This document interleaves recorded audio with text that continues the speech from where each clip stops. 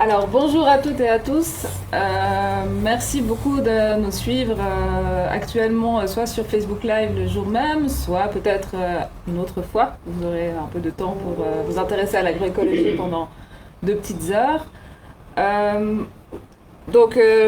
bienvenue à cette table ronde qu'on a intitulée Enjeux globaux autour de la production alimentaire et stratégies possibles pour la transition, en compagnie de Fulgence Leméogo, Pierre Zorom, Eline Muller, Ella Mona Chevalet et Jacques Miranovic, et moi-même, Maïmouna Mayora.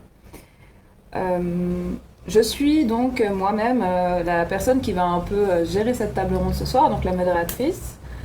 Comme je l'ai dit, je m'appelle Maïmouna Mayora, je suis responsable de la communication et de la sensibilisation au sein d'Échanger. Donc Échanger, c'est une organisation qui est active dans le secteur de la solidarité internationale. On est particulièrement actif sur 3 pays qui sont le Burkina Faso, le Brésil et la Bolivie. On appuie des organisations locales qui partagent nos valeurs et nos missions dans le cadre d'une envie d'un monde plus juste.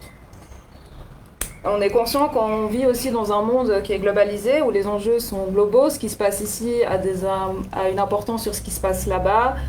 Tout le monde a des responsabilités communes dans ce qui se passe. Et c'est pour ça qu'en plus d'être actif dans les 3 pays que je vous ai cités avant, on a aussi un programme, ce qu'on appelle notre programme Nord, qui cherche à sensibiliser la population suisse aux enjeux globaux. Donc par exemple là ce soir, on va parler d'alimentation et d'agroécologie, dans l'idée que nos comportements, mais aussi nos industries, nos politiques, contribuent aussi à un changement climatique défavorable pour les populations du Sud. Pour le dire de manière très simple et très cryptique. Mais c'est pour ça que pour nous, faire de la sensibilisation, c'est aussi très très important. Et on n'est pas juste dans un truc de témoignage, mais on essaie vraiment de faire dialoguer les situations au Sud et au Nord, dans une idée qu'on n'a qu'une planète et qu'elle nous appartient à tous et à toutes. Pierre, est-ce que vous seriez d'accord de couper votre micro, s'il vous plaît? Merci beaucoup. Désolée, c'est parce que ça fait des interférences. Ben, c'est pas grave, hein, c'est les aléas du live. Donc du coup, tout ça pour dire que c'est dans cette optique-là, d'idées d'enjeux globaux, d'idées de responsabilité mutuelle, qu'on vous propose cette réunion ce soir, cette table ronde. Parce qu'en effet, nous, on constate que l'agroécologie, elle est sur toutes les lèvres, qu'elle apparaît comme une réponse intéressante au changement climatique et aux inégalités grandissantes, mais que néanmoins, ce modèle, il reste extrêmement marginal, autant dans le nord global que dans le sud global. Avec une forme de naïveté, on pourrait peut-être se demander pourquoi, si ce modèle est si intéressant, il ne doit pas appliquer sur toutes les terres agricoles disponibles, ou tout du moins sur une portion significative de celles-ci. Surtout en ce moment, nous assistons en Suisse, notamment, mais je pense pas que, peut-être une tendance assez lourde dans les pays du nord global, à une tendance de plus en plus significative chez les consommateurs et consommatrices à avoir accès à des aliments issus d'une agriculture respectueuse de l'environnement, voire même des personnes qui la produisent. Nous voyons également l'émergence dans le monde de la coopération internationale de plus en plus de projets et d'associations actives sur ces terrains-là, dans le sud global, donc en Afrique, en Amérique latine, en Asie, sans compter bien sûr les mouvements sociaux, par exemple en Amérique latine, qui se réclament de la souveraineté alimentaire depuis des années et luttent depuis des années pour l'accès à la terre et à la nourriture de bonne qualité comme alternative à ce qu'on appelle l'agrobusiness. Donc, dans ce contexte on prendra le temps un peu d'étayer au début de cette table ronde, avec nos invités du Burkina Faso, mais aussi nos invités suisses, on va pouvoir un peu réfléchir à quelles sont les solutions collectives à mettre en place pour accélérer cette transition, à peut-être aussi aborder un peu les obstacles, autant en Suisse qu'au Burkina Faso. Et voilà, enfin on espère pouvoir en tout cas discuter tranquillement et de manière intéressante avec des points de vue très très différents, des expertises très différentes sur cette question-là pendant les 2 prochaines heures. Au niveau technique, si vous pouvez tout à fait poser des questions sur le live sur Facebook, donc en commentaire, elles me seront ensuite retransmises, je pourrai les retransmettre à nos invités. Qu'est-ce que je pourrais encore dire d'autre au niveau technique? Oui, au niveau technique, du coup, c'est tout bon. On remercie aussi les vidéastes de Full Frame qui nous filment ce soir. Merci beaucoup. Et qui vont du coup s'occuper que tout se passe bien, intégrer les différents flux, etc., etc. Et encore une dernière chose, si on était dans une salle, je vous aurais fait passer un chapeau en disant soutenez nos activités. Là, je ne peux pas le faire vu que c'est en ligne. Du coup, je vous invite volontiers à venir vous balader sur notre site internet, donc échanger.org. Il y a un petit onglet où c'est marqué Nous soutenir. Vous pouvez payer avec toutes sortes de méthodes de paiement électronique, notamment Twint. Et si vous voulez nous lâcher quelques francs, c'est avec grand plaisir que nous les acceptons et que ça nous aidera sûrement à faire de la bonne sensibilisation, à pouvoir soutenir des projets super au Burkina Faso, au Brésil ou en Bolivie. Et voilà, ça fait toujours plaisir. Donc après cette petite partie introductive, je vais me permettre de laisser se présenter nos intervenants et intervenantes d'aujourd'hui. Et je vais leur demander aussi peut-être de définir ce que c'est pour eux et elles l'agroécologie en 2 minutes, chacun. Donc un double exercice un peu comme ça. Je vais d'abord passer la parole à Pierre Zorom. Est-ce que vous voulez bien vous présenter et nous dire qu'est-ce que c'est pour vous l'agroécologie ? Alors Pierre, on ne nous entend pas, il faut mettre le micro. Voilà, donc moi c'est Pierre Zorom, Pierre. Je suis chargé de la communication et de la mobilisation des ressources à l'association Maghreb Zanga. J'étais dans le cadre de la coopération échangée Maghreb Zanga. Je suis tout là-bas pour les appuyer dans le cadre de la communication et de la mobilisation des ressources. Voilà. Pour moi, l'agroécologie, c'est un ensemble de pratiques agricoles, peu coûteuses, respectueuses de l'environnement, aussi très résilientes, on voit qu'il y a climatique, juste aussi économiquement viable. Voilà. C'est aussi une science, un ensemble de pratiques, et aussi un mouvement social. Voilà ce que je peux dire par rapport à la définition de l'agroécologie. Merci beaucoup, Pierre. Fulgence ? Oui, bonjour, je suis Fulgence Yamero, coordonnateur de l'association Le Baobab. Le Baobab qui est une association d'appui aux organisations paysannes dans le domaine de l'agroécologie, l'insertion socio-professionnelle et la valorisation des produits locaux au Burkina Faso. Pour moi, l'agroécologie est une pratique agricole qui vise à offrir de la nourriture saine à la population avec des modes de production qui entretiennent la fertilité des sols et qui entretiennent la diversité biologique. Elle tient donc compte des interactions entre tout ce qui est vivant, végétal comme animal. Mais au-delà de la production, pour moi, l'agroécologie est un ensemble de valeurs. Et ce sont des valeurs sociaux qui permettent de ressouder les liens entre nos communautés, dont la solidarité dans ces valeurs. Et pour moi, cette solidarité est une solidarité générationnelle qui permet aux communautés de prendre en charge un patrimoine commun qu'est l'environnement, la terre. Voilà rapidement ma vision de l'agroécologie. Merci beaucoup, Fulgence. Du coup, je passe la parole à Éline.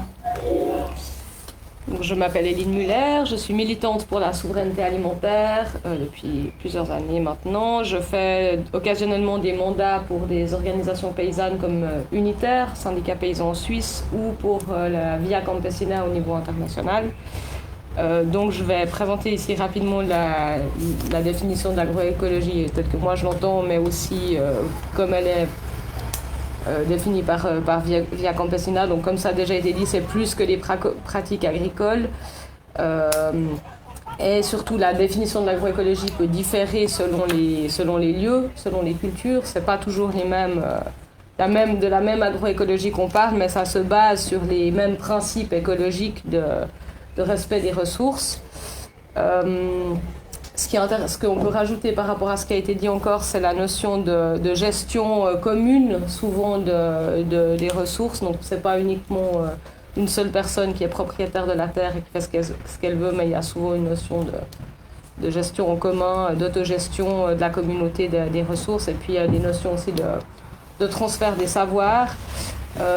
Par rapport à l'agroécologie, la Via Campesina utilise parfois, certaines organisations de la Via Campesina, comme par exemple la Confédération paysanne en France, ont commencé à utiliser le terme d'agroécologie paysanne, parce que le terme d'agroécologie a tendance à être réutilisé, coopté par en l'occurrence le gouvernement français et par des entreprises.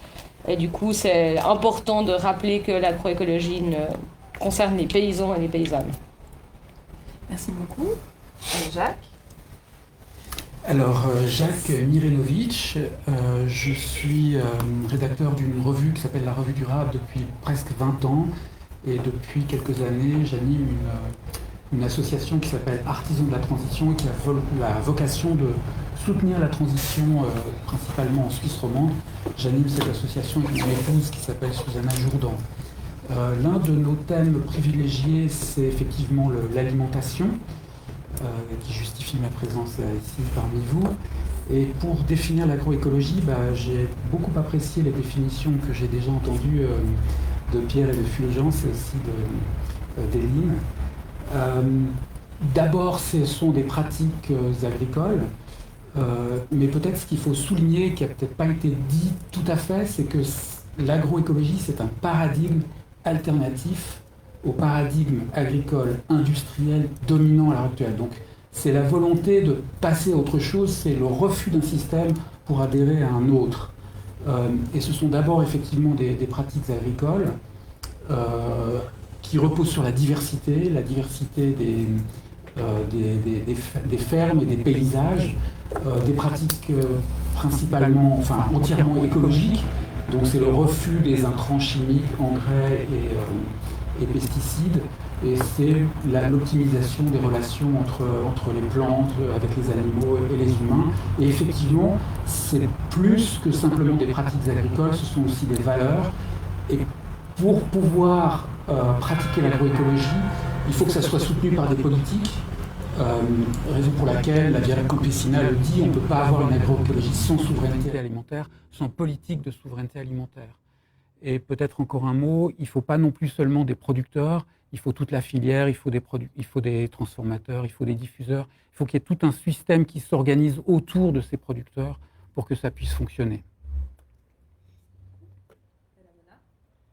Alors, je m'appelle Elamna Chevalet, je suis membre de la Grève du climat et militante Agriculture du futur, qui est un mouvement qui vise à promouvoir une agriculture paysanne, sociale et agroécologique. Et je suis bien embêtée avec toutes vos définitions parce qu'elles étaient parfaites et que je ne sais pas quoi rajouter, et qu'en réalité ce que je voulais rajouter c'était sur ce quoi tu as terminé, puis peut-être du coup je vais essayer de finalement faire un résumé de tout ce que vous avez dit, mais qui est du coup que l'agroécologie finalement ça touche aux techniques agricoles comme vous l'avez dit, à l'environnement, dans un principe de résilience au changement climatique et d'adaptation, les principes économiques, donc une perspective locale, diversifiée avec des circuits courts et équitables, et un principe politique de gouvernance aussi décentralisée et collective, où finalement on essaie de repenser l'agriculture dans son ensemble et pas seulement les pratiques agricoles, mais voir ça comme un système alimentaire global composé, comme tu l'as dit, de producteurs-productrices, de consommateurs-consommatrices, et aussi de transformateurs et transformatrices. Il y a un peu cette volonté finalement de sortir d'une politique en silo qui considère l'agriculture comme éloignée des autres politiques, mais les considérer toutes et tous dans son ensemble comme interinfluencées entre elles. Alors, merci beaucoup pour toutes ces définitions. Je partage le résumé qu'on a fait à la MONA, c'est-à-dire qu'on est dans une notion d'ensemble de pratiques, on est dans une notion aussi globale, mais en même temps qui se sépare du local. Enfin, c'est quelque chose de très... c'est un objet, disons, qui est très très large, qui s'implique à plein de niveaux de la vie. Donc ce soir, je vous dis tout de suite, on ne va pas réussir à définir l'agroécologie, on n'est pas là, heureusement pas là pour ça. Mais du coup, on va pouvoir quand même partir sur cette idée, notamment toutes ces idées de collectivisation, d'alternatives, pour essayer de définir quelques pistes. Mais pour ça, je trouverais pas mal qu'on définisse un peu les contextes pour savoir déjà de où on parle. Sachant qu'en plus, là, on a la particularité d'avoir deux Burkinabés avec nous ici en Suisse. Enfin, vous n'êtes pas ici, mais vous êtes ici, voilà. Mais bref, qui ont accepté gentiment de participer à cette conférence ce soir. Du coup, Pierre, par rapport à l'association Maleb Danga, que vous appuyez en tant que coopérateur échangé, est-ce que vous pouvez juste déjà nous dire un peu qui sont les populations que vous appuyez? Et puis, pourquoi l'agroécologie, c'est un outil de résilience intéressant pour ces populations-là, au vu de leur contexte? D'accord. Alors, la façon dont on a 30 ans, le constitué des membres bénéficiaires. Nous avons environ 1800 membres, dont 1072 femmes. Voilà, donc généralement, ces membres-là sont aussi des bénéficiaires de l'association Manojanga. L'association Manojanga vient en aide à ces membres-là au niveau de l'agriculture, en faisant des dotations en matériel agricole, mais aussi des formations, voilà, aussi un appui technique via le ministère de l'Agriculture. Voilà. Donc, c'est comme ça que l'association Manojanga travaille avec ses différents membres, aussi en intervenant dans le domaine tel que l'éducation, la politisation, mais aussi on appelle la formation professionnelle des jeunes, l'insertion des jeunes. Voilà. Donc, avec le nouveau concept de l'agroécologie, alors toutes ces populations-là, avec Manojanga, ont décidé que c'était un grand programme pour axer sur l'agroécologie. Et c'est à ce sens-là que les différents membres ont trouvé que l'agroécologie était un outil de résilience, parce qu'à travers les programmes qui sont mis en œuvre au niveau de l'agroécologie, ils ont pu mettre en œuvre, c'est-à-dire qu'on a pu mettre sur place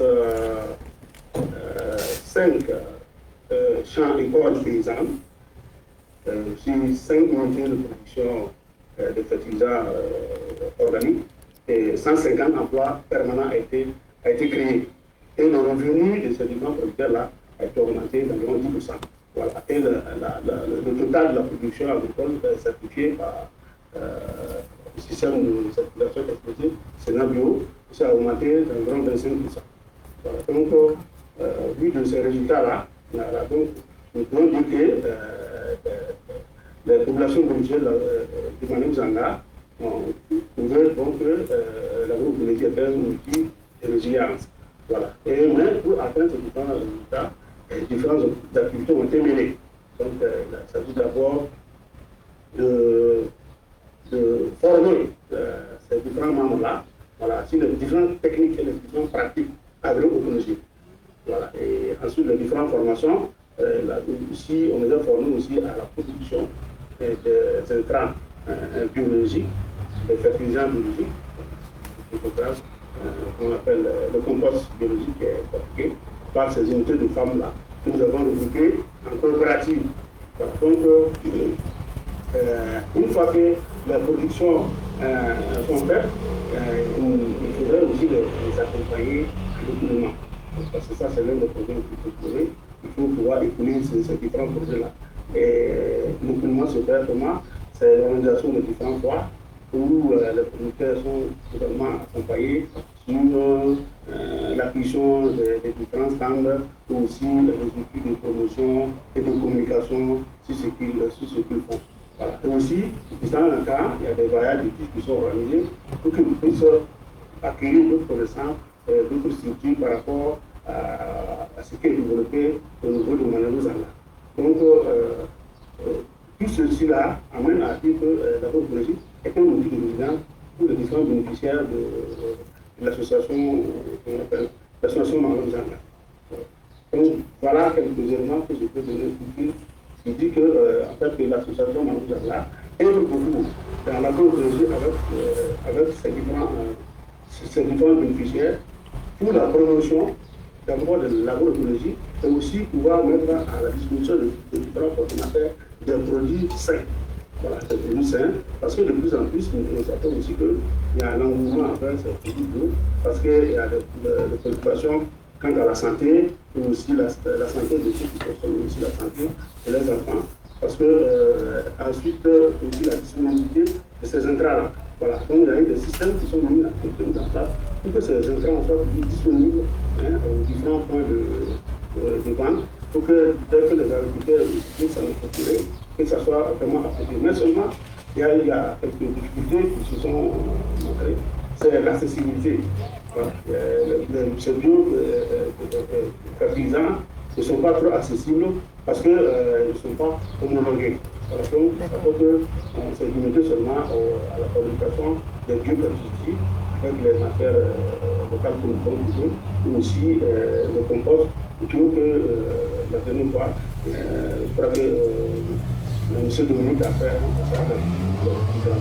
les différents éléments. Voilà, donc voilà quelques éléments que je peux donner par rapport à ce que l'association Manu a fait avec ses différentes politiques. Merci beaucoup, Pierre. Et du coup, j'ai une autre question pour vous. Quelle est la réaction justement des bénéficiaires ou bien des producteurs, productrices à la mise en place de pratiques agroécologiques? Est-ce que c'est facile? Est-ce que c'est... comment est-ce qu'ils, elles, acceptent volontiers ces nouvelles manières, ou bien est-ce qu'il y a trop de... est-ce que c'est trop risqué? Voilà. Voilà. D'abord, c'est des pratiques très anciennes, c'est-à-dire c'est des pratiques qu'ils avaient tout ça. Mais seulement avec l'avènement de l'agriculture productiviste, voilà qu'ils ont un peu abandonné ça. Parce que bon, il faudra maintenant produire assez pour nourrir assez de plus. Donc sinon, c'est des pratiques qui sont donc, lorsque je me fais aussi par rapport à ce qui n'a pas été maintenant de le former, parce que la plupart des bénéficiaires sont des analphabètes. Voilà, donc il fallait les former, les alphabétiser pour qu'on puisse avoir des différentes compétences. Voilà, qu'ils puissent par exemple savoir faire les mesures,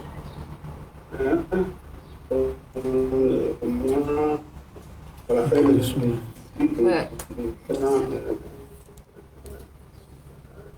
Surface qui doit surpasse quelle quantité de compost il faudra. Voilà. Donc il fallait d'abord les former à ça, puisque c'est une agriculture ancienne qui pratiquait tout ça. Donc il s'agit de les encadrer, de les appuyer techniquement pour qu'ils puissent produire assez et aussi une production de qualité. Donc c'est surtout ça, les amener les pratiques agroécologiques pour qu'ils puissent les appliquer. Donc ils ont vraiment réagi positivement à l'action. Et comme je le disais tantôt, les champs écoles ont permis de dupliquer, voilà, c'est-à-dire que les paysans sont devenus à part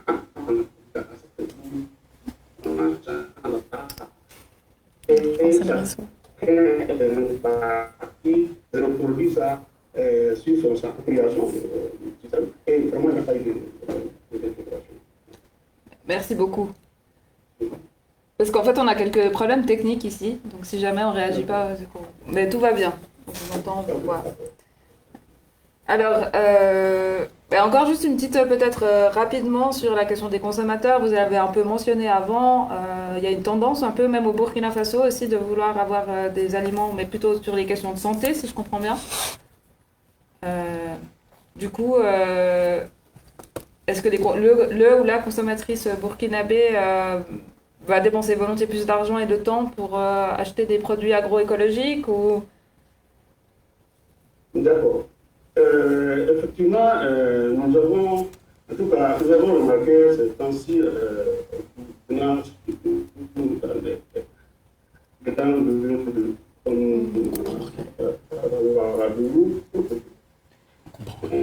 on vous entend pas du tout.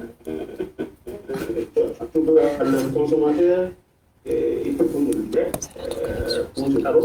On vous entend pas très bien en fait, il y a un problème de connexion. Est-ce que, je sais que c'est peut-être moins agréable pour les personnes qui nous regardent, mais est-ce que vous pourriez peut-être couper votre caméra? Comme ça on vous entend, mais... D'accord.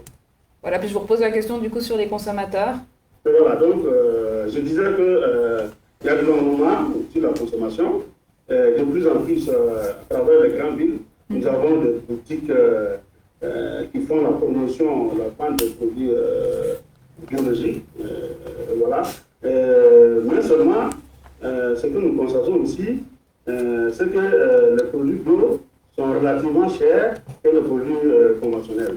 Voilà. Donc, ça fait que les gens préfèrent aller payer ce qui est moins cher, parce que pour le tuer aussi, la pauvreté aidant, voilà, c'est un peu difficile de payer des produits bio qui sont un peu relativement chers. Mais ce qui est intéressant, c'est que le gouvernement a pris conscience de cela et en slogan dit consommons biologique, consommons local. Voilà, c'est bien que ce soit lancé, mais il faudrait sensibiliser les différents consommateurs pour qu'ils comprennent qu'en réalité, ce que nous produisons à notre niveau là, le travail est un peu pénible, donc forcément il y a un coup pour cela, mais aussi c'est de sensibiliser vraiment la population à aller plutôt vers le bio, parce que le conventionnel a des soucis de santé que nous montrons. Donc c'est ça aussi, c'est le prix des souvent. Ils sont bien organisés, les consommateurs,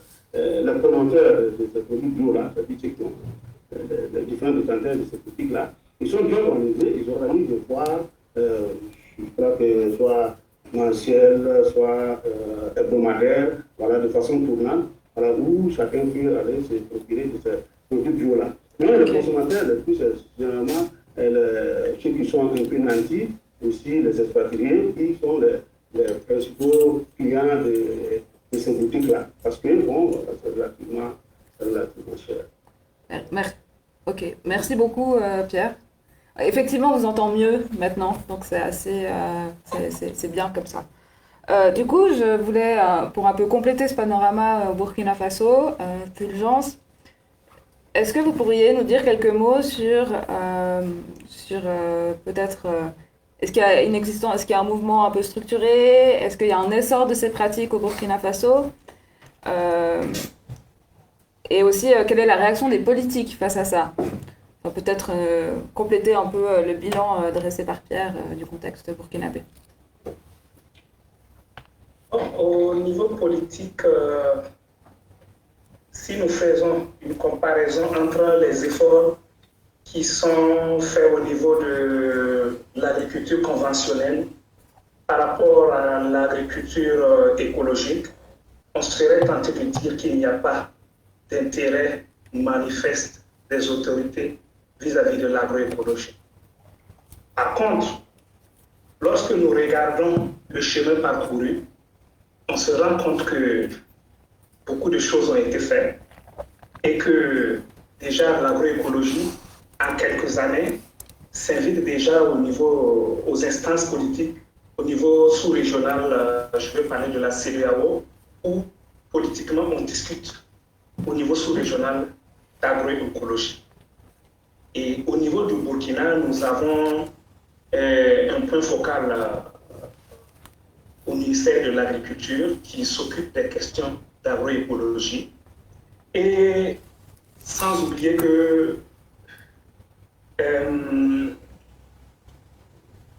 qu'est-ce que j'allais ajouter? Au niveau des curricula, oui, j'oubliais. Il y a eu un plaidoyer que les organisations de la société civile ont réussi à mener et qui aujourd'hui quand même a apporté un changement et on est dans la révision des programmes d'enseignement au niveau des centres de formation en agriculture. Donc, il y a quand même, les lignes sont en train de bouger, mais il reste encore beaucoup à faire, rien n'est gagné d'avance.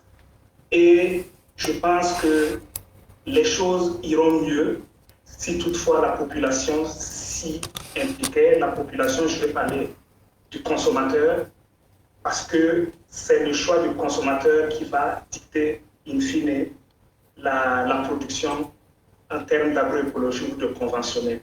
Donc la sensibilisation est quelque chose d'important pour que le consommateur ait des choix de consommation assez avisés pour tirer vers le haut la pratique agroécologique. Merci beaucoup, Fulgence.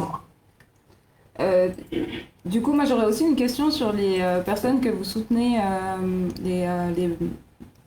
notamment les productrices au sein de la coopérative de Villy, qui est un projet que vous avez autour du bar de Carité.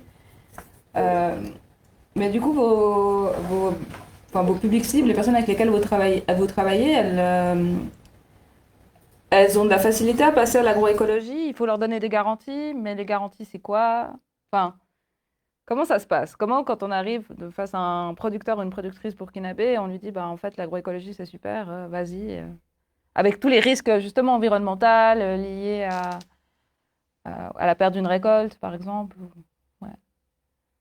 Il faut dire qu'au niveau du Baobab, nous commençons notre intervention par la sensibilisation sur les enjeux de l'agriculture en général. Et notre outil, c'est le théâtre.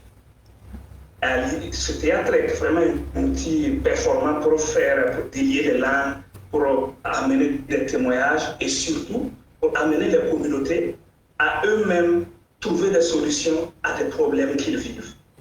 C'est vraiment un moyen pour canaliser des énergies et trouver des solutions à un problème collectif. Au-delà du théâtre, nous sommes dans la formation.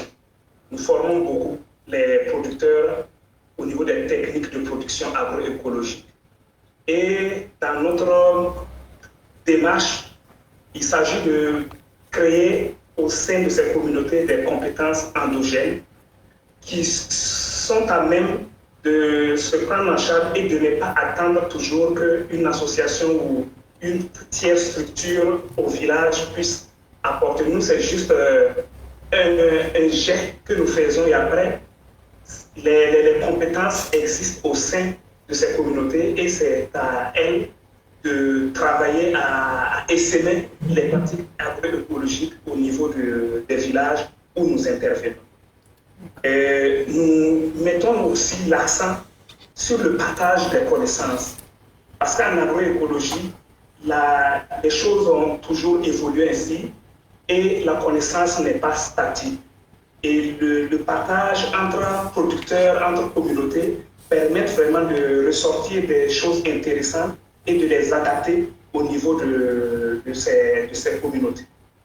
Nous travaillons à la mutualisation des moyens de production, à travers la réalisation de jardins collectifs pour des communautés. Et au sein de ces jardins, on accepte de la production, mais on a plus un moyen, un outil pour travailler à changer des mentalités et pour travailler à acquérir des compétences. Après, ces compétences sont utilisées au sein des jardins familiaux, des exploitations familiales.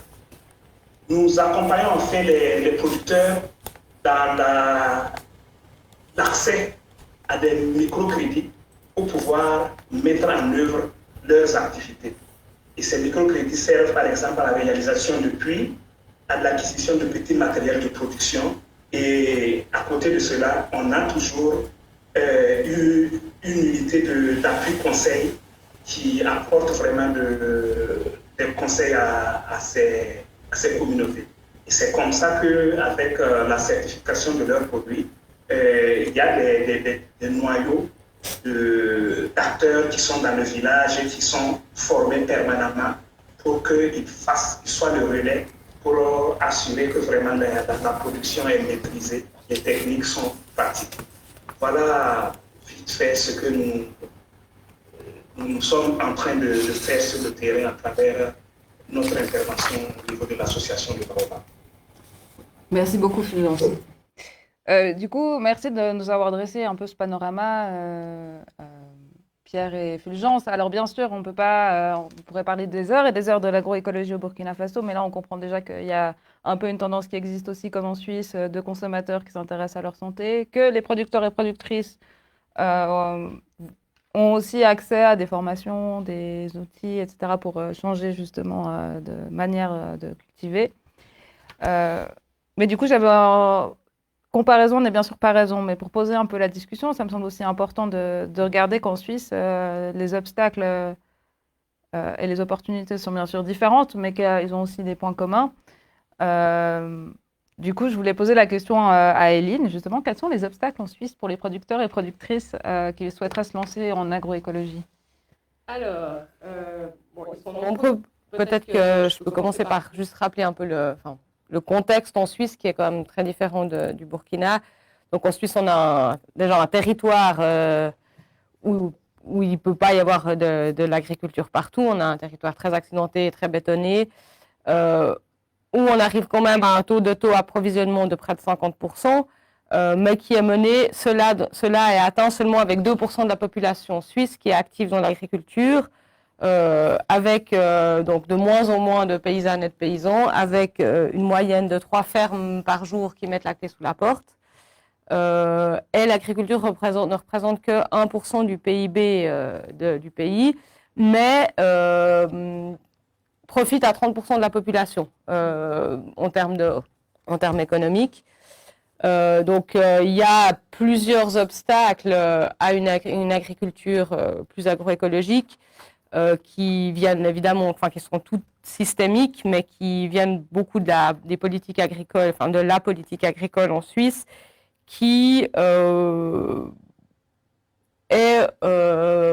très importante parce que je reviendrai après sur la question des prix, mais en fait les paysans, les agriculteurs et agricultrices en Suisse vivent grâce au paiement direct, donc aux subventions de l'État, parce qu'en fait leur rôle n'est plus reconnu réellement par la société comme producteur d'alimentation, mais plus ils ont d'autres fonctions.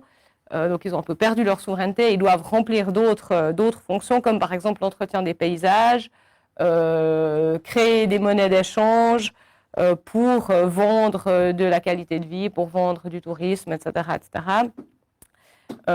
Et donc et aussi pour prendre soin de l'environnement en Suisse, donc ils sont payés en fonction des prestations écologiques requises, donc ils doivent utiliser quelques pratiques qui sont déjà environnementalement plus résilientes, ou en tout cas qui protègent un peu la faune et la flore, et en échange de cela, ils vont recevoir des subventions de l'État qui peuvent varier en fonction du mode de production, en fonction de qu'est-ce que la politique agricole du moment a envie décide d'encourager plus ou moins comme type de production. Mais tout est payé, toutes ces subventions sont versées à l'hectare. Ce qui fait qu'en fait, qu'un agriculteur, pour bien vivre ou pour réussir à survivre et pour pouvoir payer ses factures à la fin du mois, doit avoir beaucoup de terre. Donc cela encourage à de plus en plus d'exploitations de plus en plus grandes plutôt que de plus en plus de fermes. Donc ça veut dire que ça va être beaucoup plus facile quand un paysan part à la retraite ou meurt, que ce soit le voisin qui reprenne ses terres parce que lui, il est déjà dans le système, aussi pour des raisons de droit foncier, que quelqu'un jeune reprenne la ferme, par exemple. Et le paysan d'à côté aura tout intérêt à reprendre les terres parce que comme ça, il touchera plus de paiements directs. Aussi, l'autre problème, c'est que la main-d'œuvre n'est pas du tout. L'agriculture est très mal payée en Suisse comme travail. Donc, il y a un problème de main-d'œuvre, il y a un problème d'encouragement du coup à la mécanisation, à l'industrialisation de l'agriculture, comme partout. Donc, ce qui fait que c'est des freins, c'est pas forcément des freins à certaines pratiques agroécologiques particulières, mais c'est vraiment des freins systémiques à une agriculture plus agroécologique. Et puis l'obstacle, évidemment, va être l'obstacle de la transition, d'une certaine perte de rendement sur le court terme si on passe sur des pratiques plus biologiques. Et puis, il y a le contexte aussi économique intérieur qui fait qu'il y a des pressions énormes sur les prix. Donc, les paysans se retrouvent à devoir suivre la politique agricole, à devoir très souvent s'endetter, et puis que les prix des produits alimentaires ne font que de chuter pour ce qui est ce que les agriculteurs touchent. Donc, on parlait d'une baisse de 12% de ce que les agriculteurs touchaient entre 2000 et 2017, alors que les prix pour les consommateurs avaient augmenté de 5%. Et ça, c'est aussi lié au système du libre-échange qui est en place, enfin, qui domine ici, et au niveau intérieur par la présence d'un duopole en termes de grande distribution. Donc ça veut dire que les prix sont complètement fixés par deux grands distributeurs, deux grands distributeurs de chaînes de supermarchés qui font pression sur les paysans, qui doivent s'aligner en termes de prix et qui ont peu de marge de manœuvre. Voilà. À terme d'anecdotes, je trouvais assez intéressant un paysan qui disait l'autre jour que en fait, heureusement qu'il y avait encore du tourisme d'achat, parce qu'on a ce problème en Suisse, c'est qu'on a le fait que le niveau de vie soit beaucoup plus élevé, que tous les prix sont beaucoup plus élevés que dans les pays avoisinants. Il y a énormément de tourisme d'achat, donc de gens qui vont acheter leur alimentation dans les pays voisins. Mais lui, il disait qu'en fait, c'était presque une bonne chose parce que ça permettait de limiter la hausse des coûts, enfin la hausse des prix de l'alimentation imposée par la Coop et la Migros en Suisse. Donc, économiquement, c'est quand même une situation particulière. Et c'est de nouveau un obstacle structurel à l'agroécologie. Merci beaucoup.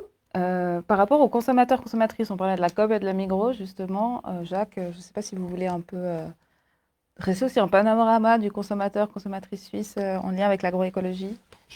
Je peux donner trois causes, trois raisons qui font que les consommateurs et les consommatrices peut-être ne privilégient pas l'agroécologie ou les produits issus de cette agriculture paysanne et agroécologique. C'est l'ignorance, la disponibilité et le prix. Donc je vais évoquer ces trois mots-clés l'un après l'autre. Mais il faut quand même signaler que c'est une des raisons pour lesquelles les artisans de la transition, si notre association elle travaille sur l'alimentation, c'est parce qu'il y a un engouement, en effet, quand même, il faut le dire, de plus en plus important d'une minorité de la population.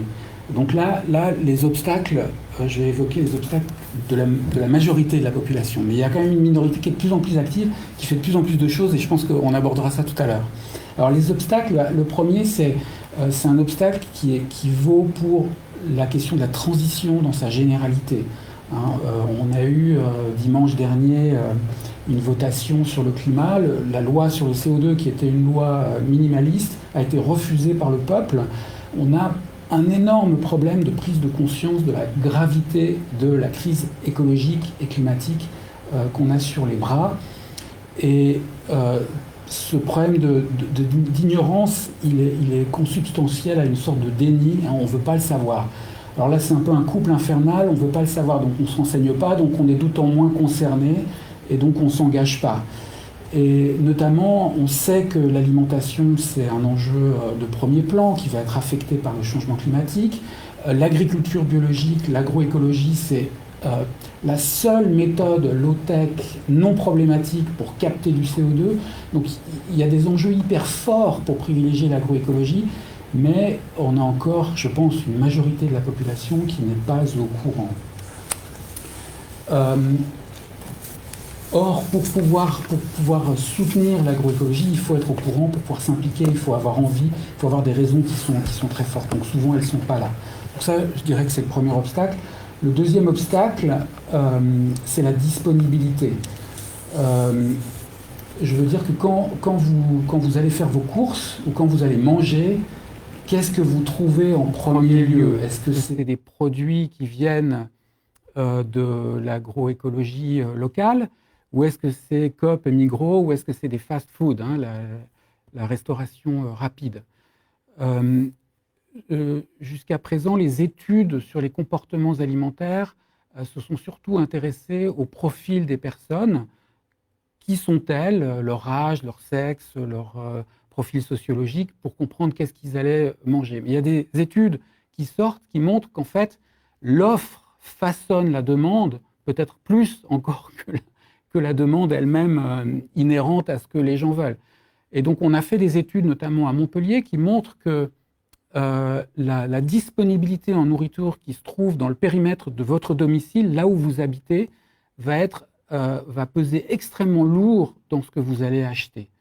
Et comme il y a de plus en plus de fast-food, de junk food partout, comme il y a de plus en plus donc de nourriture industrielle, comme effectivement Coop et Migros sont omniprésents, eh bien, il est très tentant ou il est beaucoup plus facile, si on n'a pas justement cette volonté de s'impliquer dans la construction d'un autre système alimentaire, il est extrêmement tentant de simplement aller manger ce qui est le plus accessible, le plus facile d'accès.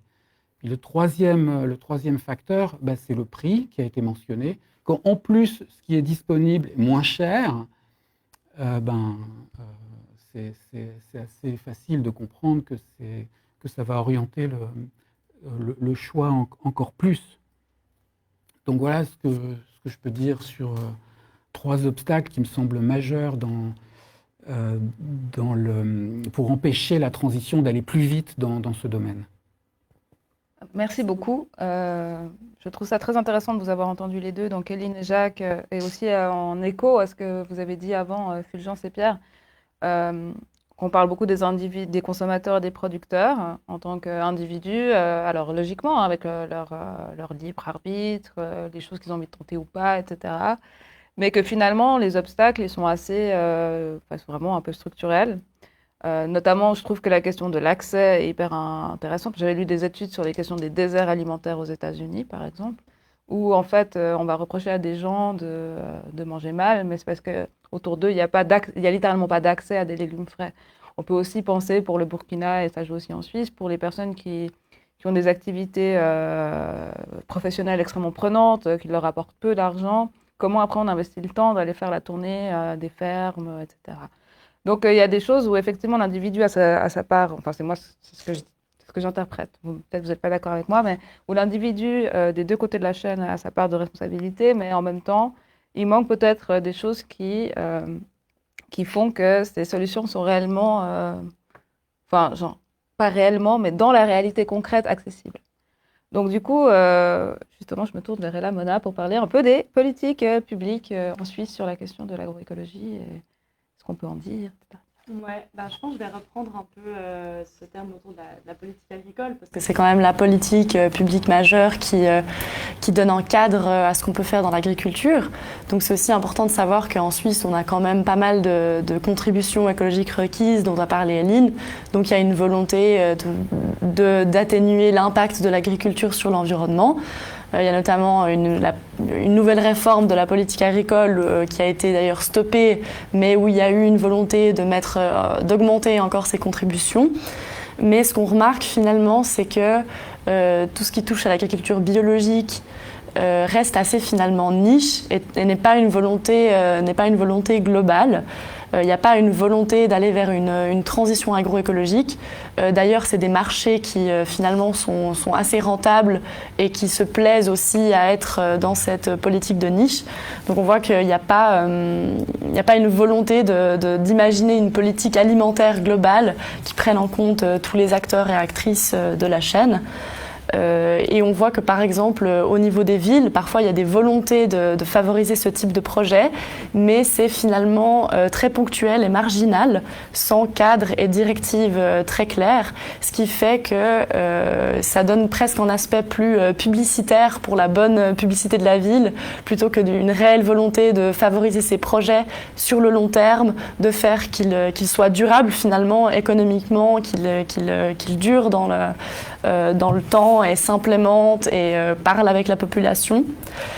Et finalement, autour de cette politique agricole, on voit que quand on pense à un système agricole agroécologique, on pense à des fermes de petite taille, plutôt autour de vraiment quelques hectares, moins de 10 hectares. Ce n'est plutôt même 1 à 2 hectares. Donc on parle plutôt de micro-fermes. C'est aussi souvent des structures qui sont collectives, avec beaucoup de main-d'œuvre, parce que, comme on le disait avant aussi, pour travailler de façon agroécologique, il faut plus de main-d'œuvre. Et on voit que même cette définition, elle va en fait à l'encontre de la définition d'une exploitation dans la politique agricole suisse, qui voit une structure avec un chef d'exploitation qui gérait l'exploitation comme presque un business finalement, et comme l'a dit Aline, qui favorise l'expansion des fermes. Donc on voit qu'il y a aussi un problème dans le transfert des générations en génération, et c'est un aspect qui est très important dans l'agroécologie, c'est que c'est aussi une nouvelle génération qui ne vient pas forcément du milieu agricole, qui vient parfois du milieu urbain, et qui peine à se faire une place dans le milieu, parce qu'il y a par exemple pas d'accès à la terre, ou en tout cas c'est des accès qui sont privilégiés aux personnes du monde rural, ou alors comme l'a dit Eline, c'est plutôt des personnes qui vont récupérer les terres des voisins, etc. Donc il n'y aura pas de terre disponible pour la production agroécologique. Donc ça c'est un grand problème. Il y a aussi le problème de la formation, où finalement on voit que les formations majeures en Suisse, les formations agricoles, ne sont pas orientées vers l'agroécologie. Ça reste très marginal dans la formation, et aussi les formations ne sont pas reconnues, parce qu'il faut savoir que pour avoir accès aux subventions de l'État, il faut avoir fait telle ou telle formation, et si on fait des formations en micro-ferme ou en permaculture ou en agroécologie, c'est souvent des formations qui ne sont pas reconnues, donc les personnes qui pratiquent cette agriculture-là n'auront pas de subvention de l'État. Donc ça pose aussi des problèmes de est-ce que finalement c'est des structures qui sont viables économiquement, puisqu'elles ne sont pas soutenues par l'État. Et puis finalement, quand on réfléchit à cette structure agroécologique qui est locale, avec des petites exploitations, avec des prix qui sont différents, il y a un obstacle majeur, c'est les accords de libre-échange, qui finalement créent une concurrence déloyale sur le sol suisse, parce que en fait, il y a des prix qui sont, ils font une concurrence au niveau des prix, puisqu'on sait que ces accords de libre-échange, souvent, il y a des normes environnementales et sociales qui sont pas respectées à l'étranger. Donc on exporte même notre impact environnemental à l'étranger, et c'est là où je trouve intéressant, où on peut faire le lien entre les problèmes liés au libre-échange dans les pays du Nord comme en Suisse et dans les pays du Sud comme au Burkina Faso, qui est qu'en même temps ça crée cette concurrence déloyale du prix chez nous, mais ça affecte aussi le droit à l'alimentation dans les pays du Sud, parce que la valeur ajoutée des produits, en fait elle profite aux pays du Nord, et il y a aussi parfois une perte d'emploi dans les pays du Sud. Donc pour moi, si on veut aller vers une structure agricole agroécologique, c'est indispensable aussi de penser ces accords internationaux qui en fait cadrent de la façon dont on choisit quelle agriculture on veut en Suisse et à l'étranger. Alors, merci beaucoup Elamona. Moi, du coup, j'en tire la conclusion alors il y a la question individuelle, donc du producteur, du consommateur, puis après il y a toute la structure qui est autour. Historiquement, on sait que la structure aura de la peine à bouger s'il n'y a que les consommateurs et que les producteurs qui se bougent sans avoir de lien les uns entre les autres. Cette fameuse idée du changement arrivera par le collectif. Quel que soit après comment on pense le collectif, il y a des différentes tendances politiques, etc. Mais en tout cas, mon premier instinct, et c'est aussi l'impression un peu que ce que je dis, il y a aussi besoin d'avoir des mouvements peut-être structurés autour de ces questions-là pour pouvoir faire pression, sensibiliser, former. Du coup, je voulais regarder avec vous d'abord, Fulgence, est-ce qu'il y a un mouvement structuré autour de l'agroécologie au Burkina Faso et dans la sous-région en général, et puis pour quels résultats? Vous l'avez un peu abordé avant, mais...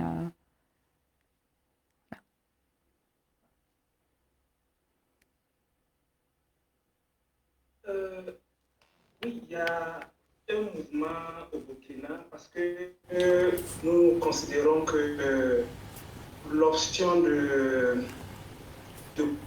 produire agroécologique ou conventionnel est un choix personnel. Mais ce choix peut être remis en cause par des politiques ou des lois qui ne favorisent pas la mise en place d'une activité telle que nous la voyons. Donc, la seule volonté ne suffit pas pour faire face aux réalités du terrain. Il faut un accompagnement politique derrière. Et au niveau politique, s'il n'y a pas une petite machine, entre guillemets, derrière qui pousse les paysans sont abandonnés à eux.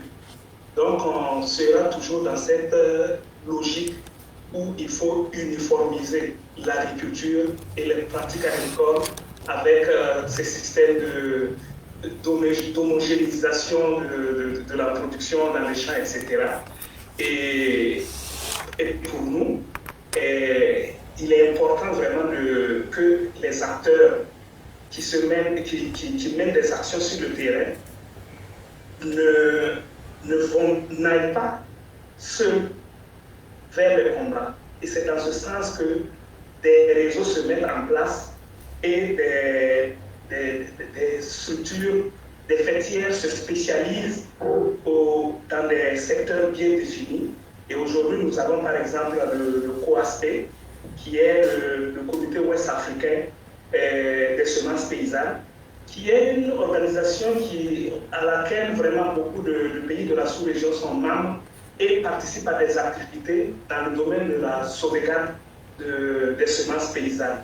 Il y a beaucoup d'échanges de pratiques, d'échanges de stratégies, etc., pour vraiment aborder la question de façon globale. Nous avons des acteurs qui sont un peu plus politiques, comme le collectif citoyen pour l'agroécologie, qui mène plus des activités sur le terrain à travers des marches, des interpellations. Et nous avons des structures d'accompagnement, comme le Conseil national de l'agriculture biologique, qui accompagne les producteurs dans le domaine de la certification de leurs produits. Somme toute, l'intervention de tous ces acteurs vraiment ont donné des résultats assez probants. Parce que si je prends déjà le cas du coton transgénique qui était accepté au Burkina, c'est la pression de ces organisations de la société civile qui a réussi à faire retirer le coton transgénique au niveau du Burkina. Nous avons la prise en compte de l'agroécologie dans l'enseignement, comme je l'avais dit tantôt. Ça a été un plaidoyer, un long travail qui a été mené auprès des autorités pour que cela soit accepté. Parce que le constat était que nous avons au niveau des services techniques du ministère de l'Agriculture des acteurs qui sont formés et qui ne connaissent que des pratiques agroécologiques et qui sont censés accompagner des acteurs sur le terrain. Et pour eux, le seul modèle agricole qui va la peine, c'est l'agriculture conventionnelle. Et on ne les en veut pas parce que c'est ce qu'ils ont reçu comme une formation et c'est ce qu'ils doivent traduire sur le terrain. Maintenant, l'objectif, c'est de pouvoir donner une alternative à ceux qui veulent vraiment pousser plus loin leurs connaissances au niveau d'une agriculture qui préserve un peu les ressources naturelles, dont l'agroécologie. Et ce combat est en train d'aboutir et à l'avenir, il faudrait s'attendre quand même à avoir des techniciens supérieurs qui connaissent un peu la chose agroécologique et qui peuvent accompagner des acteurs sur le terrain en termes de pratiques pour qu'ils aient une agriculture plus responsable. Voilà en gros ce que j'avais à ajouter, sans oublier que il y a toutes ces initiatives ont apporté un changement au niveau de la mentalité du consommateur et de la mentalité de certains producteurs, si bien que de petites initiatives sont en train de naître de gauche à droite, notamment au niveau de la production comme au niveau de la commercialisation et des modes de consommation au niveau du consommateur de façon générale. Donc voilà un peu les acteurs majeurs qui sont sur le terrain et les effets que leurs actions ont eu sur le terrain. Merci beaucoup, Fulgence. Est-ce que, Elamona, tu aimerais aussi peut-être parler du mouvement structuré en Suisse autour de l'agroécologie? Qu'est-ce qui se passe? Oui, du coup, je peux parler de ce que je connais. Donc, il y a un mouvement Agriculture du futur dont je fais partie, dont j'ai parlé avant, je peux le répéter, qui vise du coup à promouvoir une agriculture paysanne, sociale et agroécologique.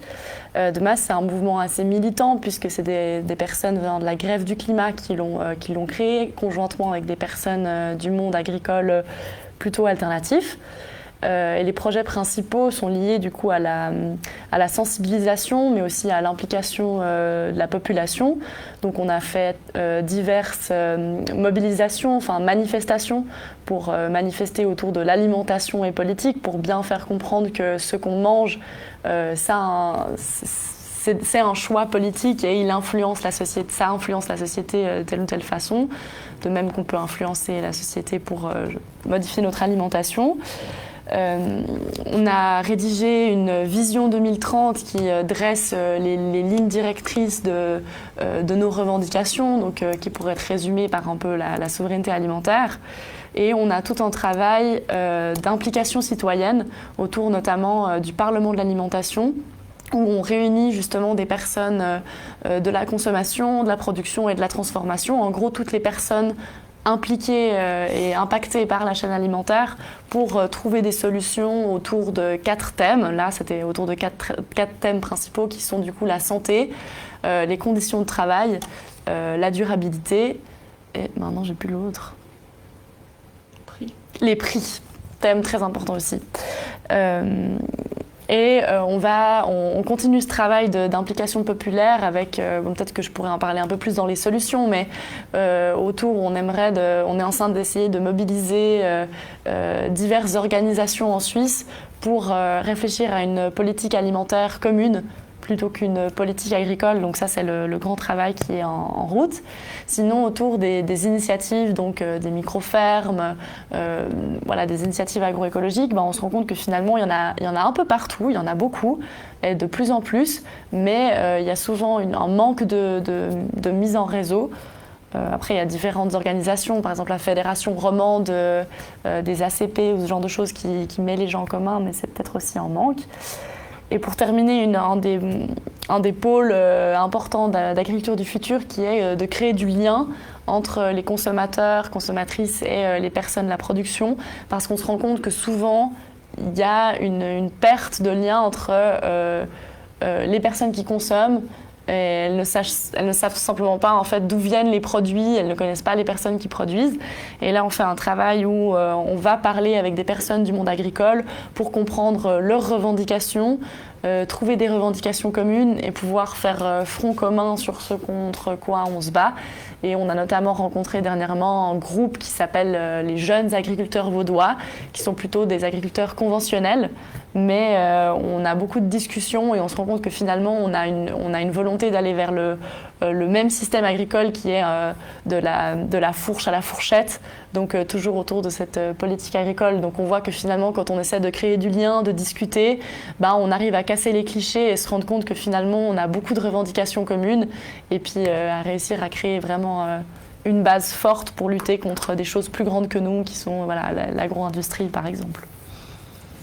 Merci beaucoup. Jacques, est-ce que vous souhaiteriez ajouter quelque chose à ce propos, peut-être du point de vue des consommateurs ou d'un mouvement structuré autour? Oui. Donc moi, ce qui m'intéresse, c'est effectivement un peu comme toi, c'est comment est-ce qu'on peut créer un mouvement, un élan autour de l'alimentation en mettant les différentes actrices acteurs ensemble. Mais donc ce qu'on voit donc par rapport au constat qui a été fait, l'une des solutions solutions entre guillemets qui émerge et qui a le vent en poupe en ce moment, c'est ce qu'on peut appeler les circuits ultra courts. Donc ça veut dire que c'est le paysan dans sa ferme bio par exemple qui fait son propre pain ou qui fait ses propres yaourts et qui est donc un magasin à la ferme et qui vend directement sur sa ferme avec un petit shop. Et ça a un succès de plus en plus important. Mais c'est un problème parce que c'est pas du tout collectif, donc c'est chaque paysan qui fait sa petite affaire. Et puis l'empreinte carbone, évidemment, elle n'est pas bonne parce que ce sont des gens qui viennent chacun avec sa voiture s'alimenter régulièrement dans la ferme. Et puis c'est pas un modèle qu'on peut reproduire à l'échelle du territoire.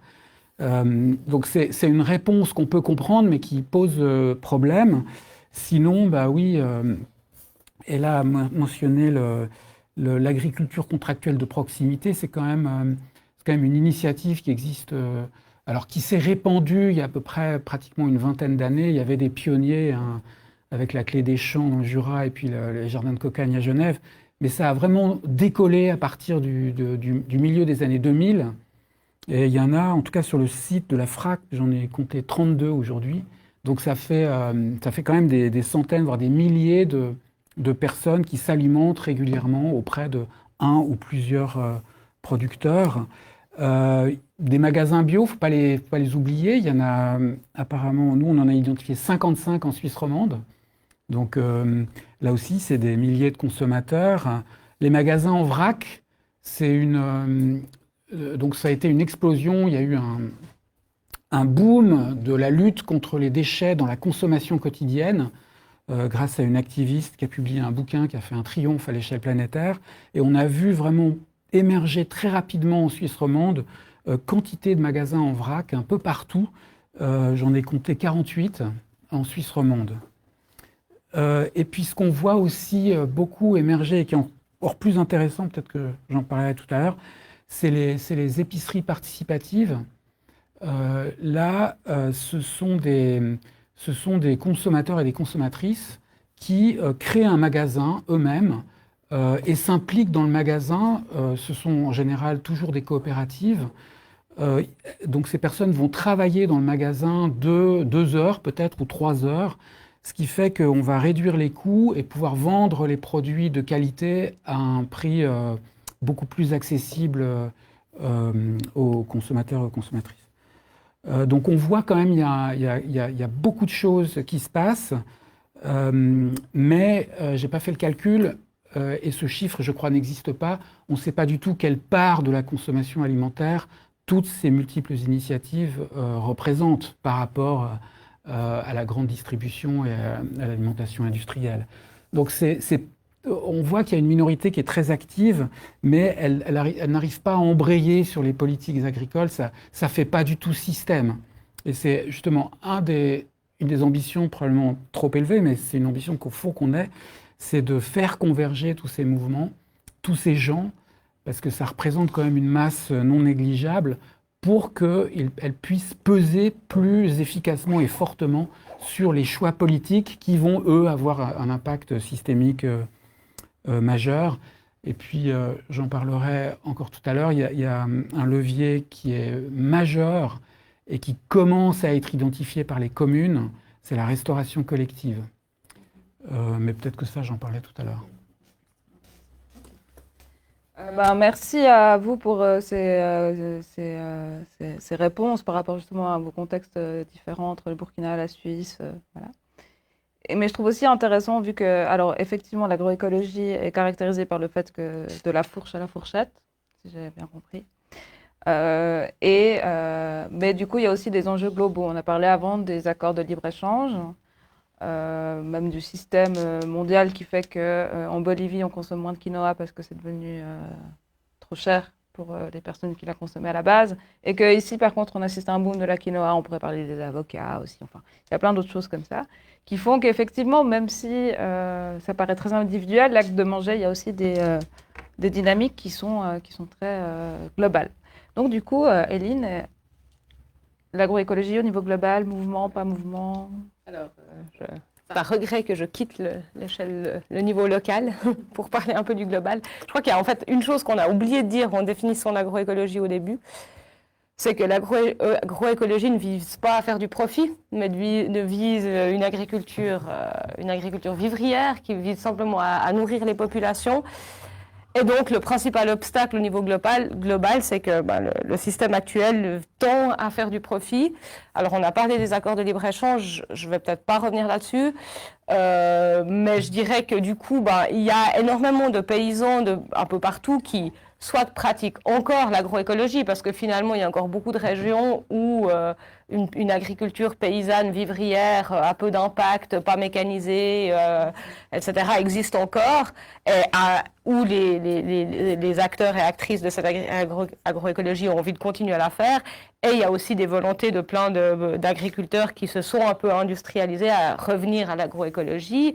Mais évidemment, c'est pas du goût de tout le monde, et c'est notamment pas du goût des multinationales, qui sont en train de devenir de plus en plus puissantes. On l'a vu ces dernières années avec les fusions, en particulier dans le domaine de l'agriculture, entre Bayer et Monsanto, entre Syngenta et ChemChina, etc.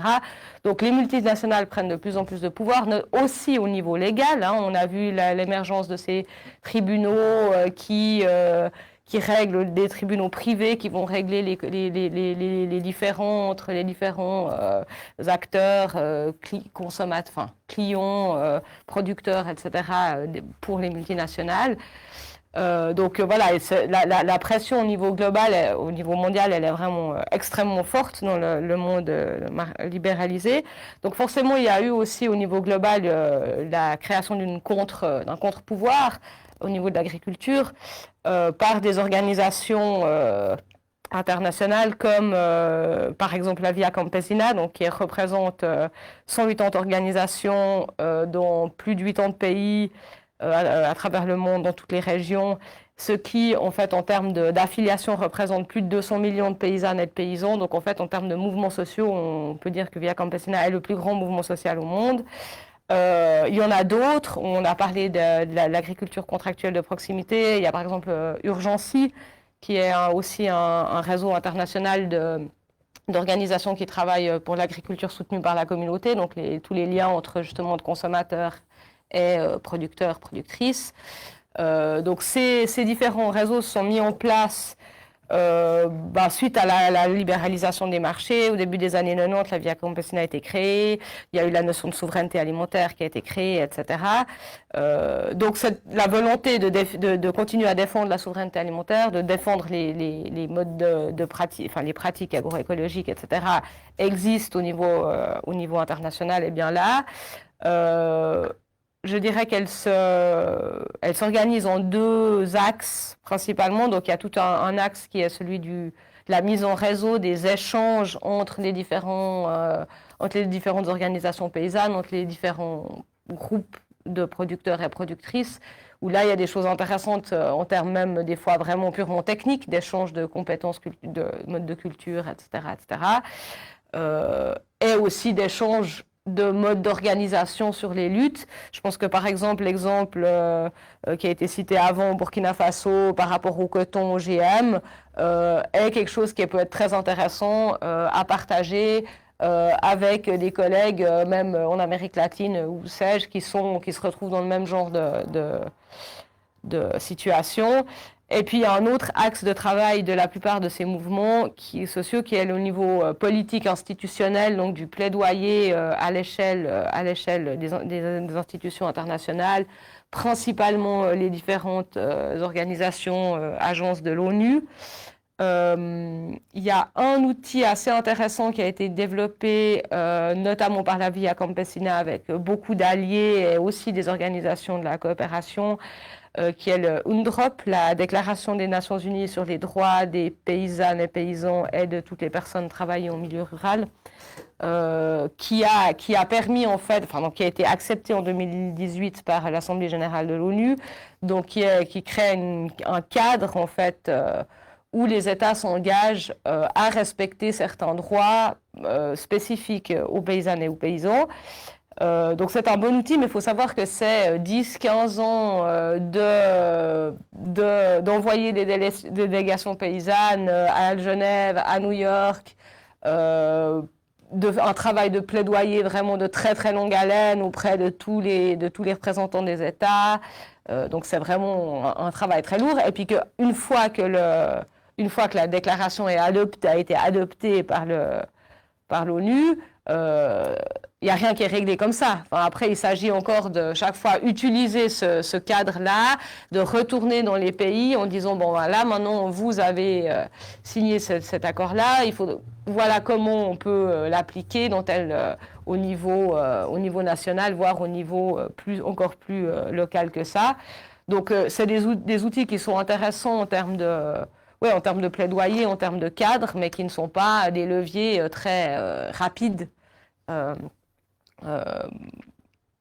pour vraiment agir, pour défendre l'agroécologie, là maintenant tout de suite en disant bon bah il faut pouvoir avoir plus de prix, enfin plus des salaires décents pour les paysans pour qu'ils puissent retourner massivement à la terre, etc., etc. Donc ça c'est un des premiers problèmes. On a parlé aussi des problèmes liés à la cooptation des termes d'agroécologie parce que les multinationales c'est aussi l'agriculture, la smart agriculture, l'agriculture intelligente, évidemment la mécanisation à l'extrême, mais aussi les drones, les contrôles des aléas climatiques, etc., qui est vraiment très présent maintenant au niveau du secteur privé dans l'agriculture, et qui ce secteur-là, il pousse très très fort, enfin comme a déjà poussé très fort depuis longtemps les multinationales, des semences, des engrais, des pesticides, etc. L'agriculture intelligente, soi-disant, pousse aussi très fort, notamment à la FAO. Donc on a vu la FAO, donc l'agence des Nations Unies sur l'agriculture et l'alimentation, avait, il y a une dizaine d'années, quinzaine d'années, commencé à mettre en place le mécanisme de la société civile pour les relations avec le Comité de la sécurité alimentaire mondiale. Donc, c'était la seule agence de l'ONU à ce moment-là qui avait intégré un peu la société civile, dont Via Campesina, dont plein d'autres organisations, pour que les citoyens aient leur mot à dire sur les politiques agricoles au niveau international. Mais évidemment, en contrepartie, ils avaient fait la même chose pour le secteur privé. Donc, le secteur privé avait aussi son mot à dire au sein du comité sur la sécurité alimentaire. Et en fait, maintenant, les entreprises sont en train de prendre beaucoup plus de poids qu'avant, à tel point que le mécanisme pour la société civile est en train d'entrer presque en opposition avec la FAO. Cet été, il va y avoir le sommet pour les systèmes alimentaires organisé par la FAO. Et cette fois, le mécanisme pour la société civile appelle à un contre-sommet, parce qu'en fait, le sommet pour les systèmes alimentaires est complètement noyauté par le secteur privé et par le World Economic Forum, etc. Donc, les poussées d'intérêt au niveau international continuent à aller très, très fort pour de la monoculture, pour des exploitations de plus en plus intensives, pour des productions de plus en plus spécialisées dans les régions, etc. Donc la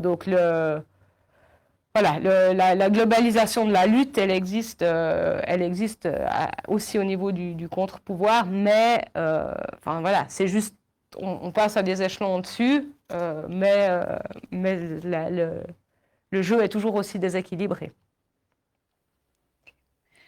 Alors, merci à tous et à toutes pour ce panorama qui est très large. On a un peu plein de pièces de puzzle sur lesquelles on a encore, et c'est normal, hein, même moi, même vous ici, je pense, on aura encore de la peine à faire sens de tout ça. Mais peut-être qu'en continuant à réfléchir, etc., ça va finir par prendre sens. Mais ce que moi, en tout cas, je constate, c'est que effectivement, l'agroécologie, ça semble un peu niche quand on en parle comme ça. Au début, moi, j'ai commencé un peu avec ça, genre un peu une tendance. Mais en fait, c'est bien plus qu'une tendance. Ça a l'air d'être plutôt une lame de fond, mais qui fait face à une lame de fond encore plus grande. Parce que, effectivement, c'est aussi contraire aux intérêts de toute une partie de la population. Enfin, pas de la population, une partie des... Je n'aime pas parler d'élite parce que c'est pas le bon mot, mais une partie, en gros, ce qu'on appelle les 1%, disons, on va dire ça comme ça. Donc, les personnes qui contrôlent un peu les systèmes économiques mondiaux. Ça a l'air hyper complétiste quand je le dis comme ça, mais c'est pas complétiste. Parce qu'en fait, ces gens sont tout à fait identifiés. Enfin bref, on sait tout ce qu'ils c'est. C'est encore pire, là, je m'enfonce. Mais en fait, donc franchement, les élites mondiales, voilà, la bourgeoisie, comme disent les communistes. On espère que vous avez compris. En tout cas, là, je vois que mes intervenants ont compris. Donc, c'est très bien. Du coup, donc, avant de se quitter ce soir, parce que ça fait déjà une petite 1h20 qu'on discute, je vous proposerais et puis peut-être avant d'essayer d'arriver à une conclusion, qu'on passe un peu de temps sur les solutions que vous avez mis en place, vous, dans vos organisations, les solutions que vous trouvez intéressantes. Je vais vous laisser un peu libre, peut-être, d'apporter votre pierre à cet édifice des solutions, chacun et chacune. Donc, volontiers, alors je vous donne cette fois un temps précis, 3-4 minutes, mais je pense que ça devrait... 3-4 minutes chacun, donc vous avez bien le temps pour, je sais pas, nous parler d'une initiative, d'un truc que vous avez fait ou que vous voudriez faire qui vous semble intéressant pour essayer de faire que l'agroécologie prenne la place qu'elle mérite dans notre production alimentaire au niveau global. Alors, je ne sais pas qui veut commencer. Bah alors, Fulgence, vu que je vous ai directement en face de moi.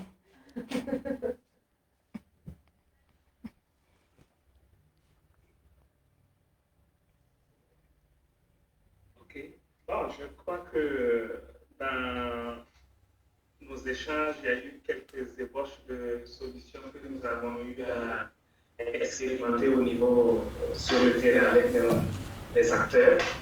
Et parmi lesquels je retiendrai vraiment la formation par les pairs qui consiste à donner de la compétence à des paysans qui à leur tour deviennent des paysans formateurs pour être vraiment des relais sur le terrain, pour partager un peu leurs connaissances et pour veiller sur ces questions.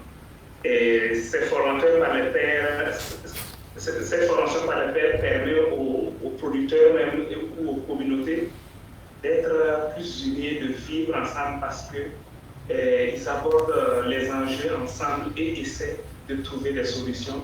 Et on a beaucoup de partage. C'est en cela que je parlais vraiment du volet social de l'agroécologie parce qu'il y a vraiment du partage autour de cette initiative.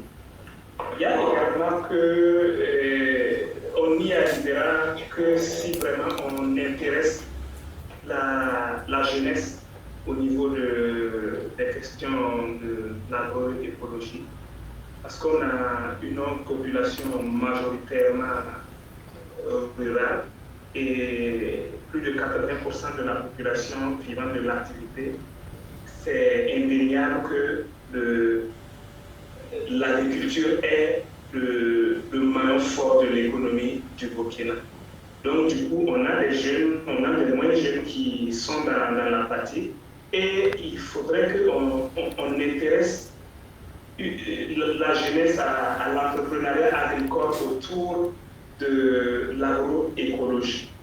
Et en ce sens, nous sommes dans la dynamique de travailler avec des centres de formation qui forment des jeunes en agriculture où nous les accompagnons à les accueillir en stage d'immersion dans des fermes agroécologiques pour qu'ils se fassent une idée et qu'en retour, ils essaient d'expérimenter des choses, qu'ils comprennent des choses et qu'ils développent des initiatives autour de l'agriculture. Nous avons en cours des formations au sein des centres de formation où nous allons vraiment passer comme la porte s'ouvre. On essaiera à partir de 2022 d'apporter, non, 21 octobre 2021, d'apporter notre touche au niveau de la formation dans les centres de formation. Et ces questions sont en négociation avec des écoles de formation qui nous ont approchés. Voilà en quelques mots vraiment des initiatives qu'on est en train de mettre en place et qu'on espère que ça pourra contribuer un tant soit peu à apporter un plus à l'essor de l'agroécologie au niveau du Burkina et à l'éveil de conscience au niveau de la population de façon générale. Merci. Merci beaucoup, Fulgence. Du coup, je passe la parole à Jacques. D'accord. Alors, donc un projet, hein, tu veux un projet.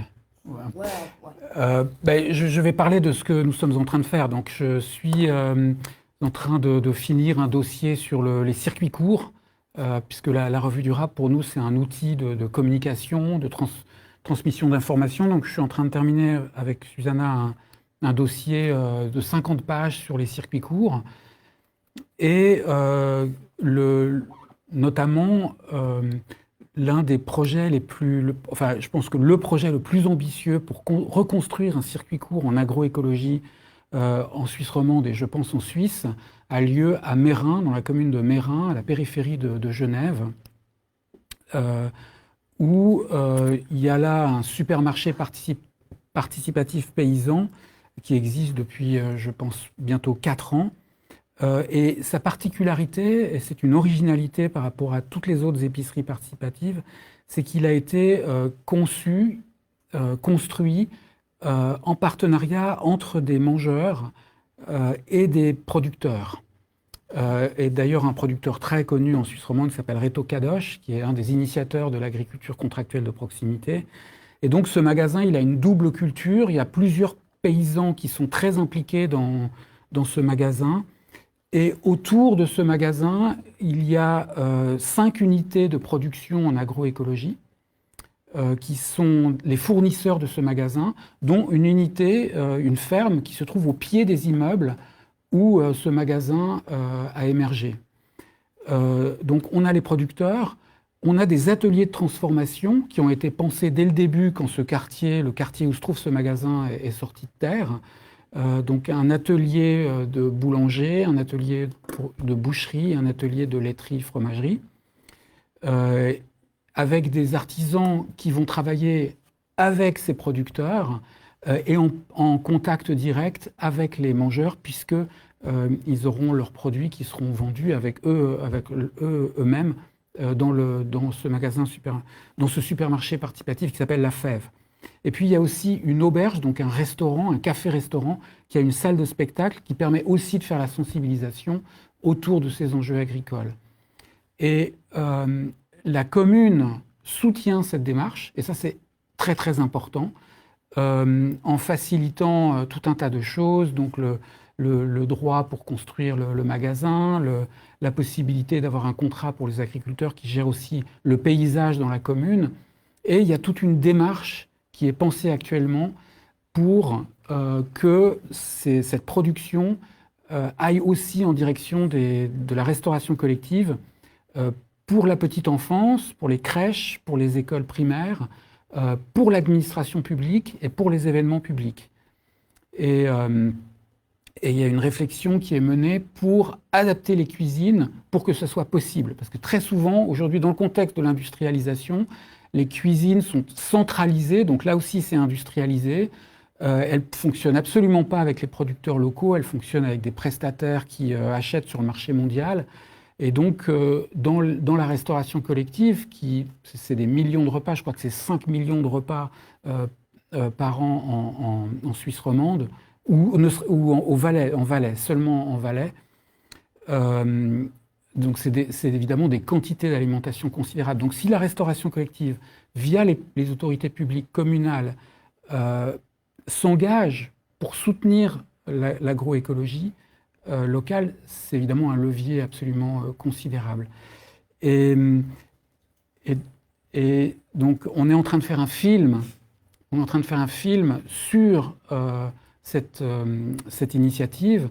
Film qui sera diffusé, donc c'est un documentaire qui sera diffusé lors d'un cycle de conférences qu'on organise à la rentrée, à l'automne, dans les 6 cantons romans, en essayant d'inviter des acteurs qui sont impliqués dans la construction de circuits courts localement, pour qu'ils se servent de cet exemple comme source d'inspiration et puis animer la discussion publique partout, donc en Suisse romande, autour de la reconstitution de circuits courts alimentaires, en actionnant notamment le levier de la restauration collective, donc avec le soutien des pouvoirs publics. Et voilà. Merci beaucoup. Du coup, Eline? Ouais, du coup, alors moi, je vais complémenter un peu ce que a dit Jacques, qui est très intéressant. Le projet de la Fève est vraiment très, très complet. Enfin, on en a vraiment peu vu pour l'instant. du coup, j'aimerais parler de deux choses qui sont un peu liées. C'est d'une part les systèmes de garantie participative, parce que ce qui n'a pas été dit, mais qui est quand même assez souvent le cas dans ce genre de projet, c'est que l'idée, c'est d'avoir en tout cas du bio. Alors, bien sûr, idéalement dans un mode agroécologique, mais les consommateurs, généralement, veulent quand même du bio. Et se pose toute la question des labels et des certifications, qui est un business en tant que tel, qui n'est pas du tout blond, qui n'est pas du tout là juste pour garantir des choses aux consommateurs, mais qui est vraiment aussi est très coûteux et détenu par des entreprises privées. Et donc les systèmes de garantie participative ou SGP proposent une solution alternative à ça, qui est en fait l'autogestion des certificats, des labels par des organisations de mongeurs, mangeuses et producteurs, productrices qui eux-mêmes établissent des cahiers des charges. Ça a notamment été fait depuis longtemps maintenant, depuis plusieurs décennies en France, par une organisation qui s'appelle Nature et Progrès, qui a mis ça en place, où en fonction du type de production, que ce soit de l'élevage de porc, de la boulangerie ou de la production de houblon pour la bière, ils développent ensemble, entre producteurs, leur cahier des charges, avec des méthodes biologiques, agroécologiques, etc. Et ensuite, chaque année ou tous les X temps, ils vont avec un duo de consommateurs et producteurs visiter les fermes des autres, et c'est eux-mêmes qui décident si ça semble correspondre au cahier des charges qui a été décidé. Et puis au cas où ça ne serait pas le cas, il y a un soutien, il y a un apport, il y a une discussion entre le producteur. Pourquoi est-ce qu'il n'a pas pu faire telle ou telle partie respecter telle ou telle partie du cahier des charges, plutôt que de payer très cher pour obtenir la certification. Et puis, dans beaucoup de pays aussi, payer très cher sous la table pour garantir que la certification soit encore valable. Donc ça, c'est une des... Et ça permet aussi de nouveau de recréer du lien entre le mangeur et le producteur, et à intéresser le consommateur sur, pas seulement oui c'est bio, il y a un label, ça veut dire que c'est bien, ou créer un label agroécologique, mais d'aller sur place, de comprendre comment le travail de production est réalisé. Et puis le deuxième point dont j'aurais aimé parler, qui est encore peu développé, mais qui se met un petit peu gentiment en place, c'est les systèmes de circuits courts, mais avec des distances géographiques plus longues. C'est notamment quelque chose qui a été un petit peu mis en place, pas par Urgency, mais dans le cadre d'Urgency, notamment avec une coopérative de producteurs en Grèce, producteurs et productrices d'agrumes en Grèce, qui vont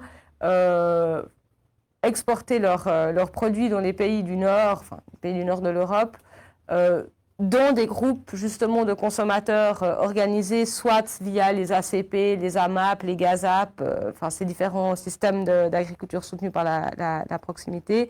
Et je pense que c'est assez intéressant parce qu'en fait, il s'est quand même passé depuis ces dernières années, j'ai l'impression, autant il y a eu beaucoup d'intérêt sur le bio, il y a eu beaucoup d'intérêt sur le local. On a de nouveau beaucoup parlé de la production locale, alors que la notion d'équitable, c'est un peu parti par la petite porte. On ne sait pas trop ce qu'il en est des labels équitables aujourd'hui. Ça devient un peu moins une préoccupation, j'ai l'impression, maintenant pour les consommatrices et les consommateurs. Et ce système-là permet en fait de recréer aussi justement du lien, parce que maintenant, c'est possible, comme on peut avoir une table ronde avec 2 personnes au Burkina Faso, on peut aussi avoir des discussions entre consommateurs et producteurs, ou en tout cas délégués de producteurs et délégués de consommateurs, et comprendre mieux quels sont les enjeux, notamment climatiques, en termes de production, en termes de comment est-ce qu'on fait pour produire des ananas, des oranges, des avocats, de la quinoa, que sais-je, de manière agroécologique, et que le consommateur final sache ce qui se retrouve dans son assiette, comme il a envie de savoir comment sont produits les fraises qu'il mange au mois de mai, etc., etc. Donc c'est basé sur ces systèmes d'agriculture soutenue par la communauté qui existent déjà bien pour le local, pour le bio, d'essayer d'étendre ça en fait, à des produits qui viennent plus loin, à la transformation aussi, etc., etc. Merci beaucoup. Je vais donner la parole à Pierre. Sur ce que vous voulez, mais moi j'aime bien l'histoire des composts, si jamais. Enfin, je trouve bien comment. Mais vous parlez, enfin, comme vous préférez. D'accord. Alors, à notre niveau aussi, nous avons pensé le projet aussi. D'abord, c'est organiser les femmes en coopérative. Voilà, pour qu'elles puissent défendre leurs intérêts, et ainsi de suite. Voilà, parce que de plus en plus, pour avoir accès aux différents financements, il faut qu'elles soient organisées. Donc, on a pu organiser les femmes en coopérative. Et sur ça, nous avons pu mettre des unités de production du compost, comme vous l'avez dit. Voilà, donc ce sont les femmes qui gèrent ces unités-là. Voilà, elles produisent, c'est elles-mêmes qui gèrent, c'est-à-dire elles collectent les matières végétales qu'elles ont. Aussi, elles fabriquent le compost, elles commercialisent le compost, donc elles tiennent une comptabilité.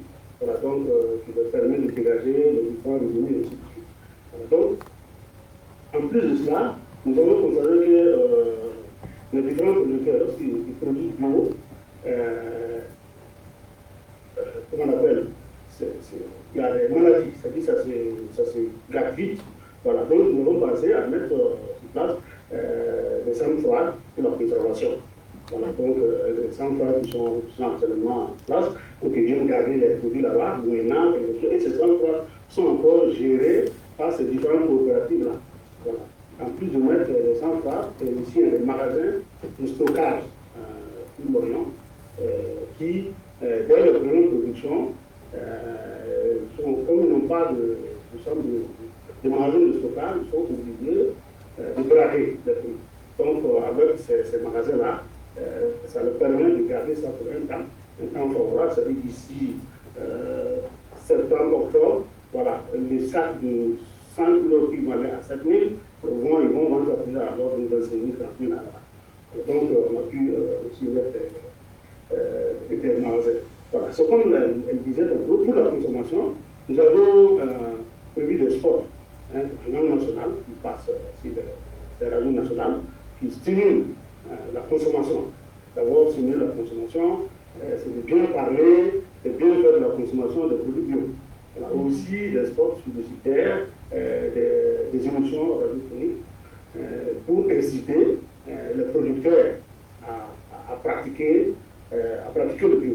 Donc ça veut dire que, bon, en tout cas, la communication, nous faisons beaucoup à travers cette production bio, et de plus en plus, comme on disait, il y en a un moment, mais bon, c'est le prix qui est un peu cher, et ça, c'est quoi? Parce que l'État ne subventionne pas. L'État ne donne pas les moyens de son producteur. Voilà. Et le travail est fini. Comme le travail est fini, donc c'est clair que les prix des ventes aussi seront élevés. Et c'est ça aussi qui est le problème. Mais nous sommes en train de voir comment encore plaidoyer pour que les produits, les bio-intrants et les bioprocessus que nous fabriquons soient acquis par l'État et mis à disposition aux différents producteurs et nous le font avec les intrants nouveaux, du coton, transgénique, et ainsi de suite. Voilà. Donc, voilà quelques actions que nous sommes en train de mener et nous pensons que, bon, avec ça, nous pourrons faire la promotion de l'agriculture biologique et de l'agriculture. Merci beaucoup. Elamona. Ouais, alors je peux présenter différentes choses liées aux problèmes que j'ai soulevés. Il y avait notamment le problème du manque de formation. Et là, c'est assez intéressant. On voit en Suisse et aussi en Suisse romande différentes formations autogérées qui se montent, notamment une qui est une formation autogérée autour du maraîchage écologique. Donc ça permet aux personnes qui souhaitent apprendre un autre type d'agriculture qui n'est pas enseigné dans les écoles agricoles conventionnelles de se former. Il y a aussi une formation autour des micro-fermes qui s'appelle U-Farming qui vient d'être créée et qui vise à accompagner les personnes qui souhaitent créer ce type de projet dans la création de ce type de projet. Donc ça, c'est tout ce qu'il y a autour de la formation. Après, reste le problème que c'est toujours pas reconnu par l'État et ça, il va falloir mettre une pression pour que ça le soit. Ensuite, au niveau des accès à la terre, il y a des exemples intéressants finalement de partenariats avec les communes, dont Jacques a un peu parlé, mais notamment il y a un exemple intéressant près de Lausanne, près de là où on est, où une commune a prêté un terrain pour les 10 prochaines années à des jeunes personnes qui souhaitaient faire un projet d'agriculture contractuelle de proximité, de faire des paniers de légumes. Donc là, finalement, ils ont simplement déposé un projet à la commune qui a décidé de prêter ces terrains. Donc on voit que parfois, finalement, il suffit de demander de déposer des projets, peut-être qu'il y a un peu des choses qui se passent. Mais là encore, il faudrait une réelle volonté des communes de mettre en place des législations pour avoir de réelles directives pour favoriser ce type de projet. Donc ça, c'est plutôt pour l'aspect local. Ensuite, au niveau global, on l'a aussi dit et répété qu'il faut faire front commun, faire pression et que oui, les initiatives locales, comme on les a vues, elles sont ultra importantes, mais il faut finalement qu'on s'unisse autour des revendications qui nous lient. Et pour ça, avec Agriculture du futur notamment, et aussi la grève du climat, mais aussi des syndicats, de divers syndicats en Suisse, on a créé un mouvement qui s'appelle la Grève pour l'avenir, et qui vise justement à unir toutes les revendications qu'on peut résumer écologiques, sociales, qui visent à repenser notre système économique, etc. Et ce mouvement vise à grandir et faire un réel rapport de force. Et pourquoi pas, l'objectif c'est aussi d'avoir des grèves économiques pour représenter, pour faire un peu des pertes économiques et que le pouvoir en place soit obligé de prendre des solutions parce que sinon il y a trop de pertes. Et autour de ça, il y a aussi les objectifs de lutter contre les accords de libre-échange qui sont nuisibles à l'étranger et sur place. Et que si on veut réellement un système de production locale, on est obligé de lutter ces accords de libre-échange. Notamment, il y a des prochains accords qui vont être débattus en Suisse et on ne doit pas louper le coche. Et finalement, peut-être, je l'avais déjà abordé, mais je pense que c'est quand même un aspect important qui touche à l'agroécologie, qui est du coup de redonner le pouvoir à la population, en fait. Il y a ces projets de conventions citoyennes, conventions populaires, qui visent à impliquer réellement toute la population dans toute sa diversité et toutes les personnes impliquées dans le système alimentaire suisse pour que justement chaque personne ait une voix dans la politique alimentaire suisse. Mais ça, c'est un projet de longue envergure et puis il n'y a pas les rapports de force actuellement pour que ça se fasse vraiment, mais il faut bien que ça commence à un moment donné. Waouh. Ok, alors, merci à tous pour ces inputs, ces réflexions, ces expériences extrêmement riches. Il nous reste 15 minutes avant la fin. On s'est un peu étalé, on s'excuse. Peut-être si on avait vu vos têtes ennuyées dans la salle parce qu'on avait trop parlé, on se serait arrêté. Mais là, vu qu'on ne vous voit pas, on a juste continué parce que c'était trop cool. Donc, est-ce qu'il y a des questions par hasard pour les personnes qui nous écoutent sur Facebook? Absolument pas. Très bien. Alors, je crois qu'il me revient de tenter de formuler une minuscule conclusion à cette énorme table ronde. Déjà, merci beaucoup. Merci à vous du Burkina Faso, Pierre et Fulgence, de vous être rendus disponibles pour ça et d'avoir partagé avec nous votre réalité du terrain, qui, même si on constate quelques similarités avec le contexte suisse, reste complètement différent. Et donc, du coup, c'est aussi intéressant de pouvoir savoir ça, d'avoir pu aller un peu dans les détails. Merci à vous d'être venus partager de la même chose, en fait, aussi vos expériences et expertises. Moi, j'ai la chance et la malchance de ne rien connaître à l'agroécologie. Quand je dis rien, c'est vraiment rien. C'était le cas il y a 2 mois. Maintenant, grâce à vous, grâce aux discussions que j'ai eues avec Pierre et Fulgence, avec vous en préparant ces interventions, je comprends mieux. Et je comprends mieux, justement, du coup, son importance justement, pour échanger, notre but, c'est d'avoir un monde plus social et plus solidaire.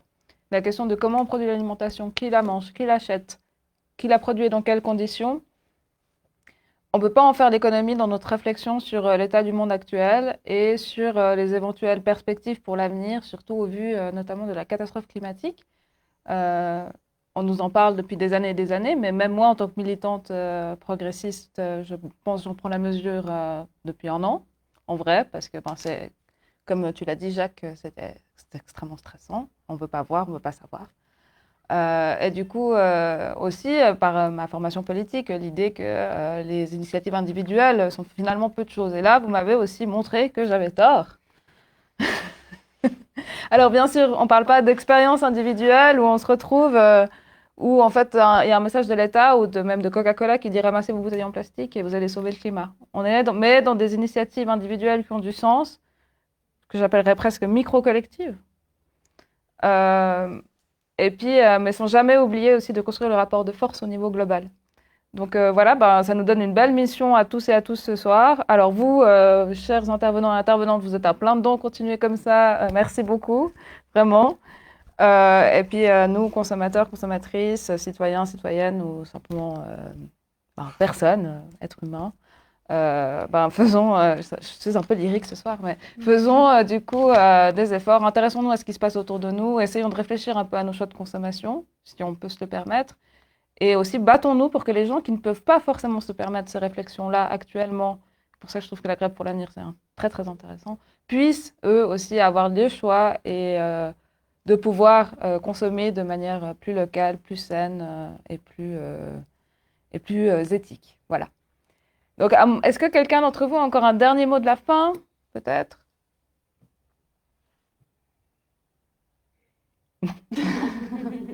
Très bien. Du coup, merci beaucoup. Et puis, puis une bonne fin de journée. Puis au revoir aux personnes qui nous ont regardé sur Facebook. Et au revoir Fulgence et Pierre.